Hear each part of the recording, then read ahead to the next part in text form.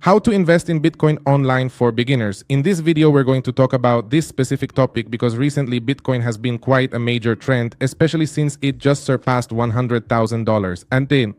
And this means that many more people, because of FOMO and the current hype, are going to come and want to invest in Bitcoin. But I want to recommend right from the start that you don't do it. Not because Bitcoin is bad. In fact, I think Bitcoin is the best. It's just that you shouldn't do it right now because most likely this is when the vast majority of people are going to invest, and very likely in a few weeks or months Bitcoin will start to drop in value since right now it's at its peak.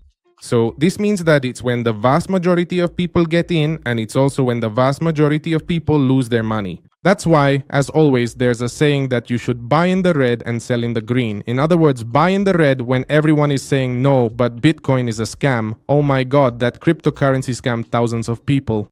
And that's when many people say, I'm not going to invest, while many others do invest, leave their money there, which is basically called holding, keeping your money in Bitcoin, and over time, they come back and see that, well, they've had a very good return. Still, I'm going to show you right now. In case you still want to do it and want to make small moves, you can do that too. First of all, to do this, the easiest way for beginners is to do it through an exchange. In this case, we have Binance, we have OKX, we have Crypto.com, we have Bybit. And actually, if we come here to the top exchanges, we see this entire list here. On any of these, basically the ones that appear here, you can do it. Just keep in mind that this is based on trading volume, meaning where the majority of transactions take place, and right now the biggest one is Binance, so we're going to do it directly on this platform. However, in the description right below, I'll leave you the link to all these other platforms so you can come and register in case you want to. And this way you can do it either on Binance or on the other platforms if you would prefer. Now to begin the process, on the overwhelming majority of exchanges, we have the following option, which is to buy crypto directly. And in most cases, we can do this using our credit or debit card. Here, what you can do is simply select your country's currency right here. For example, in my case, it would be Colombian pesos, and here it automatically gives me the option to use a credit card or debit card to make a deposit. And here, what you can do is enter the amount of money you want. In case people from another country are watching this video, let's do it directly in dollars because it's much easier to understand that way. And then at the bottom, in this case, we would select BTC, which is Bitcoin, and here we would be buying Bitcoin directly. So for example, we would enter how much we want, say $10,000, and it tells us that $10,000 is equal to 0.09 Bitcoin, and that's what we would be buying. This is not the most ideal way. Since your card will most likely charge you a substantial commission fee, not just from the card itself, but there could also be taxes from your country for international purchases or other similar expenses. So, well, it's still an option. It's not the best, but it's an option. The next option is to use the P2P market, which we have here in the trading section. Don't worry, it's not that you're going to do trading right now. We're just going to use this P2P option, which basically means peer-to-peer, person-to-person. Well, many people call it different things, but basically you're going to trade with other people within Binance. So what you're going to do is give your money in exchange for other people giving you what you need. Let's go in there right now, and we'll see that here we can both buy and sell. In this specific case, what we really want to do is buy Bitcoin. So here we're going to choose Bitcoin from the list. Let's make sure we're definitely in this buy section. And when we're in the buy section, we'll look through all these different options to see which person has the lowest price and most importantly is safe. I'll tell you in just a moment exactly how to verify that. But before we go there, we need to change the currency here in which you're going to buy. Here, the best recommendation is again to select your local currency, in this case Colombian pesos, and here you'll see local payment methods appear. The good thing here is that the vast majority are not cards or anything like that, but rather banks, bank transfers. So in your country, the price or fees may vary, but in most cases, this isn't very expensive. And in fact, sometimes making this transfer from the banks is even free. What can change, however, is the commission at the time of purchase. And there's something very important here. Each person here, look, has a different price. Each one sets it at a specific price. So there are people who pay you or charge you a higher price for Bitcoin, and there are people who charge you a lower price for Bitcoin. But opting for the cheapest option isn't always the best idea, since when you're making a purchase, you might end up with someone who has a poor rating. And how do we notice this? Here, first of all, we're going to look at their name. We're going to check that the name actually matches the site where you're making the purchase. For example, here we have Cambios Bogota DC, so this is someone from Colombia, and in other countries they might have a similar name. Sometimes you'll notice they have very strange names like Russian sounding names or similar, and those can make you suspicious, but they're not always scams. What you'll look at next is the number of orders they've completed. Basically, the number of orders is the number of requests they've handled. That is, if you're going to buy Bitcoin from them and you do it through one of these two platforms, that already counts as an order. So in this case, this person has completed 5,759 orders, this one 181, and so on. Next, the completion rate, which basically shows how many of those orders have been completed. In this case, 99.90%. This really isn't such a strong indicator because sometimes an order might be cancelled if the other person didn't send the money or sent it incorrectly, since there are certain conditions that need to be met. So it's an indicator to keep in mind, but it's really not the most important one. Actually, the most important one is this one right here, the 99.99 that appears here, and these are the ratings given by people who have done transactions with this person. So they rate it based on the total amount of time it took, whether the entire amount of money was sent, if it wasn't sent, and so on. And then another thing that might interest you, or maybe not, is the average time it takes to complete a transaction. This amount of time shown on the screen clearly tells us that, for example, whenever I send money using one of these payment methods, it explains exactly how long it usually takes for them to respond to my initial request and then send me the money or the corresponding Bitcoin. Once you have checked this, you should also verify that the person is verified, that they are a verified merchant. This is done directly through Binance, and obviously this provides greater security. And the other thing, now that we're starting to look at it, is the issue of availability. That is, the amount of money this person has available. In this case, since we're dealing with Bitcoin, here it tells us that this person over here has this amount of Bitcoin available to sell to me. This means that they have this amount in Colombian pesos available to sell to me between 28,000 and 1,381,000.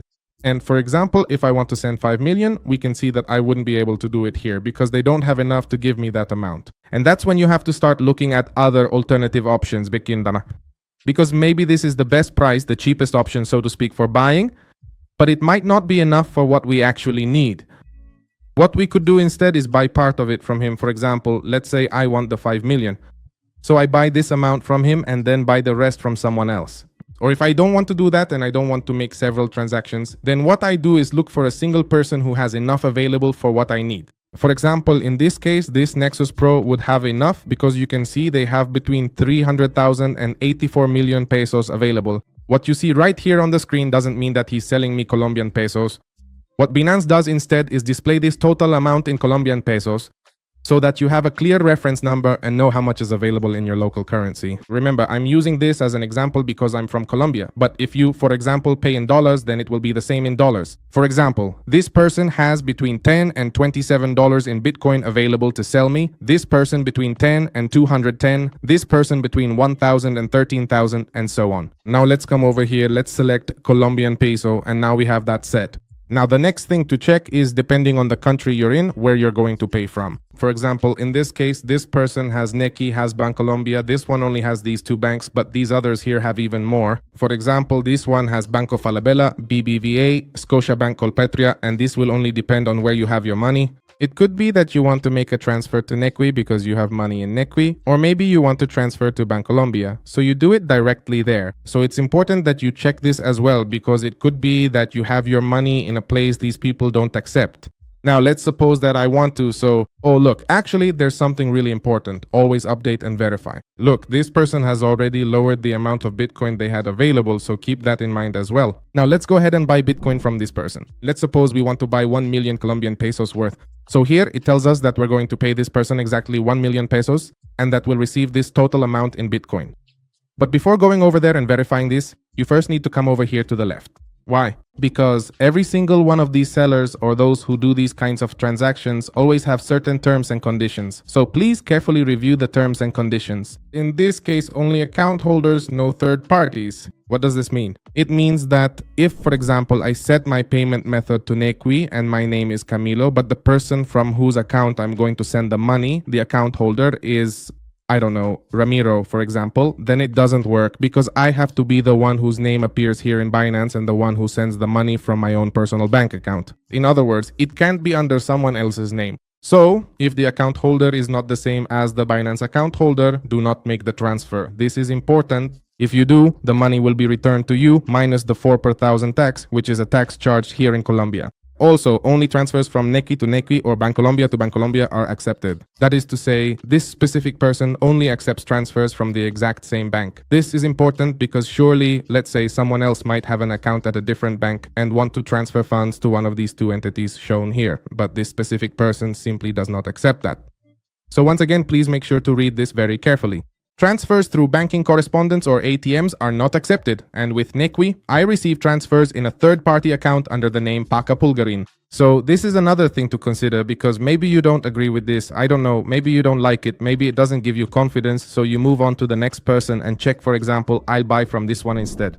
And look, this one, the only condition they have is that they don't accept third-party payments, but this person most likely does accept payments. Look, for example, they even accept cash deposits at the bank, meaning they accept more types of payments than the person above. So let's go back to the previous one. Let's say I meet all these requirements, I have no problem, and I'm going to pay this person with... actually, I think we need to refresh this person's page because I think they just sold everything. Indeed, the person who was in first place has already sold everything they had, so we no longer have that option, we have to go with the second one. That's why you have to stay up to date, keep checking, and make the transaction quickly if you want to buy something. So, well, let's click buy here. Let's tell this person that we want 1 million, so 123, 123. And here it tells us to set up our payment method from which bank we're going to pay. So let's suppose, well, Banco Falabella, let's select that. Let's click buy Bitcoin. Automatically, it will generate the transaction here and open a chat with the person. So it says, greetings, please keep communication open at all times. Please specify the bank and payment method, transfer, deposit, cash, transfer, etc.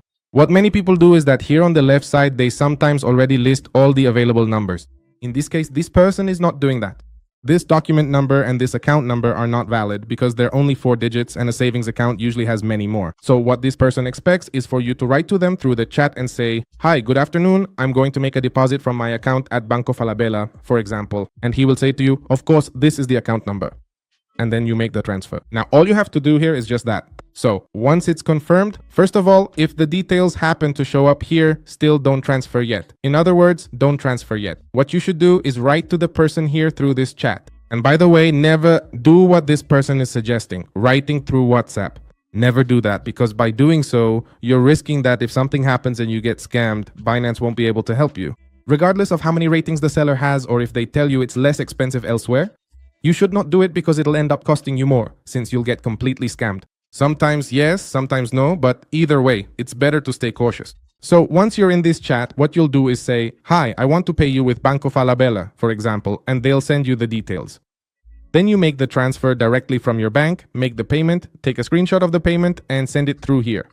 Even if the person doesn't specifically ask you for it, make sure to send the transfer proof through here, because in case something happens, this is where the official proof will be available for Binance. There will be a screenshot showing that you did make the transfer, and that's where you can file a claim. So once you've made this transfer, the person will reply, okay, received. And once you've made the transfer, you click here where it says transferred, notify seller. All you have to do then is wait for the person to confirm that they received the money and to give you your Bitcoin back, in this case, to return your Bitcoin to you. Then it says the order has been created, pay the seller within this amount of time.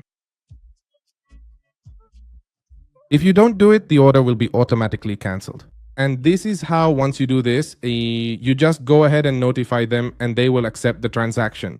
Here I'm going to cancel this order, I'm going to put here. Here I haven't paid the seller, confirm cancellation, and that's it. I don't want to do anything else here. And that's basically it. Here what you need to do is go directly to the top right corner where your name or this icon appears, and from here you can go directly to your orders.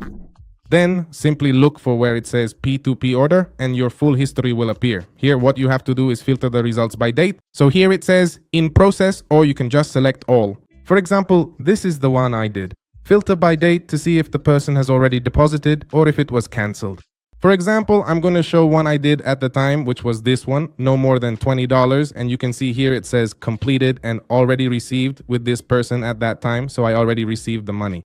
And once you have it, all you need to do is come here to this wallet icon and go to where it says overview. Here, all the cryptocurrencies you currently have available will appear, all the cryptocurrencies, and you'll simply receive everything there. And here, for example, in Bitcoin, your available funds would show up. And from here, you can transfer it to a cold wallet, which is another topic we'll talk about in another video, if you like this one. So I hope this was helpful for you. See you next time. Bye-bye.